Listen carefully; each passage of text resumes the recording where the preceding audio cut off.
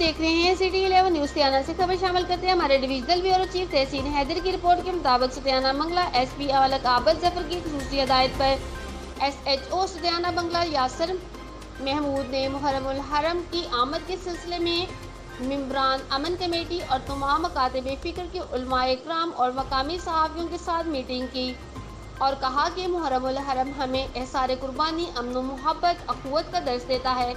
मुहर्रम उल हरम में हज़रत इमाम हुसैन और इनके रुफ़क़ाए दीन इस्लाम की सर बुलंदी के लिए अपनी जानों के नजराने पेश करके जामे शहादत नोश किया। दीन इस्लाम मुकम्मल ज़ाब्ता इखलाक है। हमें एक दूसरे का ख्याल रखना चाहिए और किसी की भी दिल आज़ारी नहीं करनी चाहिए। एसएचओ यासर महमूद ने मज़ीद कहा कि मुहर्रम उल हराम में अमन व अमान की फ़िज़ा को बरकरार रखने के लिए उलमाए इकराम मेंबरान अमन कमेटी का कलीदी किरदार है। किसी को भी शर अंगेज़ी की हरगिज़ इजाज़त नहीं दी जाएगी कि अमन व अमान की फ़िज़ा को बरकरार रखने के लिए हर शहरी की ज़िम्मेदारी का सबूत देना चाहिए। मीटिंग में शामिल तमाम मकातब फ़िक्र के उलमाए इकराम मेंबरान अमन कमेटी ने पुलिस को अपने ताआवन की मुकम्मल यकीन दहानी करवाई।